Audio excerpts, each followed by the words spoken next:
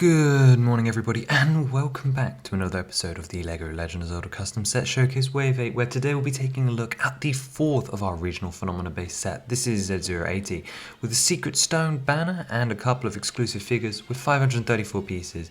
This is the Queen Gibdo's Hive, or some variation of that name. It's hard to remember which way around you put the adjectives on a LEGO box. But anyway, let us be taking a look at this fantastic addition to our custom set lineup. So this is the 14th or 15th custom set we've done based off Tears of the Kingdom, and as mentioned, this is Z0080, with this is Queen Gibdo's Hive, with the main focus being, of course, the boss battle against the queen of those nasty creatures in the desert, with some is for ages 8 and up, with 534 pieces, retailing for £44.99 Great British pounds, and contains 4 figures and 1 brick-built character, which of course we'll be taking a look at. But before we do, let's read the little description I have for you today. A fierce monster rages in the sands of the latest LEGO Legend of Zelda Tears of the Kingdom set. Team up with Riju and reclaim her secret stone and free the Gerudo from the Gibdo hives. Take down the forces as they drop from above while watching out for the flying moth Gibdo, before taking on the queen as she charges at your allies. Fully posable with interchangeable head options, add the queen to your LEGO Zelda Boss collection for display, or open up her wings to attack in endless play opportunities. So we've got a lot to take a look at, including obviously highly detailed model, a couple of fun play features and some minifigures. So without further ado, let's open up our box to discover 6 numbered bags and just one big instruction manual. And opening up that manual will show us our bag breakdown, where bag 1 does all of our side builds and accessories. So not only do you get your Link figure in your Desert Vow armor, along with a shock fruit, not pictured here, you get the actual build for the hive, the banner, and this little bit of sand which allows you to pose the Gibdos on. You get your 2 figures and of course this turntable as well, which is linked into the Gibdo's head options. Bag 2 starts the torso, no figures here at all, but builds up a nice strong core. Bag 3 does sort of the front portion here. There's a lot of fine details here with some tiles and plates layered to make the sort of, I don't know what you call them, the skin flaps.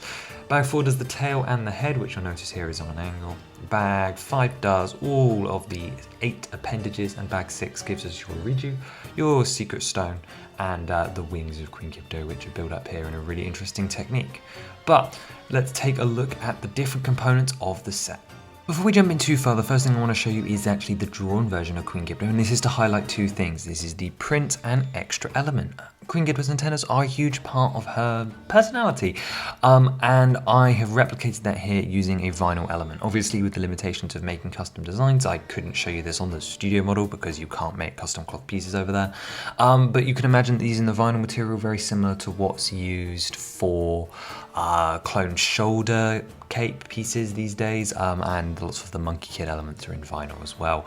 So that kind of plasticky material that would sort of flex and flow around as if they were antennas. Yes, there are brick-built solutions that could work, but I thought this was the most on brand, and those just slide over the ball joints here. You've also got these 2 print elements over on the face here, and that is of course for the eyes to just sort of complete the look. Now while I got this up, obviously you can see your Gibdo army here. Let's jump over to talking about the side builds, and first up we actually have this small little round plate with a transparent rod in it. There's actually 2 places for attachment here. You've got a minifigure poser piece down at the bottom, which allows you to have your normal Gibdos crawling along the floor. I know this image shows 3, but you only get 2 in the set, and this allows them to run at you in that horrifying way and pose that. Obviously, of course, you could just sort of scuttle them along the floor, but I thought it'd be nice, seeing as we have to have this nice big base for a transparent rod for the moth Gibdo, I thought it'd be fun to have one for the crawling one here as well. And then of course you've got the place for the flying one, and we'll take a close-up look at him later. The other of the side builds is of course this, what would you even call them? Sand hives? It's a spawner, isn't it? That is seen in the tower defenses and of course in the final boss fight. And not only do I think this is an iconic enough thing to have, but I wanted to include it because I thought we could get a really fun feature in. So you'll notice at the top that the dome dish piece is really, really elevated, and that is because we're using the same spring piece that we used on the Z069 Aracuda Assault, but also that appeared in multiple Mario sets in the year 2022. And when you push down on this piece, it springs back up, which makes it great for different mechanisms. So here, of course, you can see we've got the Gibdo placed on these bracket elements as if they are still inside the hive. And then, of course, you can slam your hand down on the top, and some boat stud pieces in the way they're positioned will actually push the figures off just with the proximity. And the top will return to normal, and your 2 figures will bump onto the ground as if they've been spawned out. So once again, you press it down and they fall off the tower, making it look like they spawn into existence. And around the bottom, you've got some more shaping just to make it look more like in the actual structure. Obviously, it's a tower, so you could always knock it over as well, but that's not an official play feature. And around the bottom, you've got plenty of studs, which is somewhere that you could attach the banner. So for those of you who don't know, the banner is one of our collectible elements that we're doing across our 18 Tears of the Kingdom sets, and it is supposed to represent the idea of recruiting each of the races to the lookout landing sort of militia, like to the reunited Hyrule after the calamity.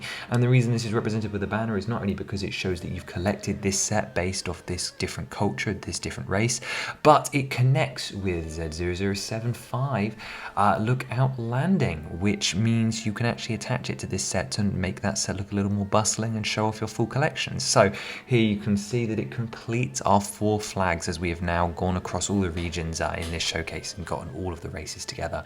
So here we can add our 4th one to that and sort of almost complete our lookout landing ensemble, although all those of you that play the game know we've still got one more stage to find and plenty more collectible secret stones as well. Speaking of course, this set is one of the ones that includes a collectible secret stone. This is just like what they did at the Infinity War sets, where you've got all of these spread across with their respective minifigures across the sets. And I believe this is now our, it's got to be our 6th, I think now, potentially even 7th, but we still got a couple more of these to collect. I think 5th or 6th? Yeah, 5th secret stone out of 8 so far, which is fantastic. But that is every single side build. So without further ado, let's take a look at the Queen. So the goal of this build was to be mid-size. I knew I didn't want this set to get expensive, and I knew I wanted her to be in scale with the other bosses that we've done. And she actually completes the main 4 dungeons from the game, of course. So the first thing, obviously, you draw your attention to is the wings, and these are built using a simple plate and tile stacking technique. And the tiles here on the top represent some of the patterns that appear on the wing elements. However, you could also customize these. We talk a lot about the dots integration, which is now something that happens in modern sets where you have a bit of an opportunity to customize here, and you could always rearrange the patterns, although this isn't explicitly encouraged in the instructions. Beyond that, of course, the wings could also be very easily detached to use them to make Gibdo wing gusters, which is of course a weapon. So this is another Tears of the Kingdom fuse opportunity if this was the depth version of the boss that you defeat. And of course, because those wings are on ball joints, they can also fold down and backwards onto there in a closed position.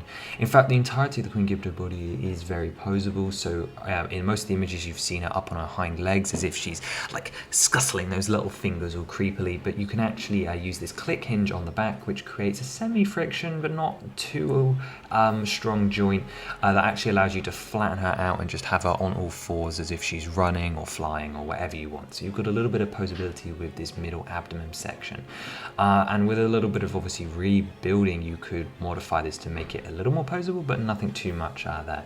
On the actual side, we're using a couple of snot techniques to keep that core nice and strong, but it does allow us to have a couple of details using studs for texture, but also curved slopes. And then at the bottom, the tail goes into a curve with some dishes and then a little spike on the tail. The other big feature, I think, obviously you've got this second pair of wings, but you've got all of these legs as well, so that it has 8 legs in total. We've got the front 4 I should say, built up largely with dishes and bar elements that have articulation at the wrists, or what would be wrists, the elbows and the arms, and they're just more posable than anything. It just allows you to sort of have them click together at the front, which anyway is something I wanted.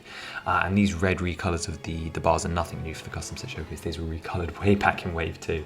The most interesting and I think the most challenging portion of this build is actually definitely the upper thorax. We've got, the Gibdos have it too, this sort of like red puffy region around the neck, which I think is supposed to represent, I don't know, like frills, glands, something. Either way, it's very creepy looking and kind of undead, spooky desert bug-like, I guess, and it's represented here using red lead plates, and I really like how that turned out. It does definitely create the sack-like experience I was looking for. And then that brings us down to the head, which, as I mentioned, has 2 options.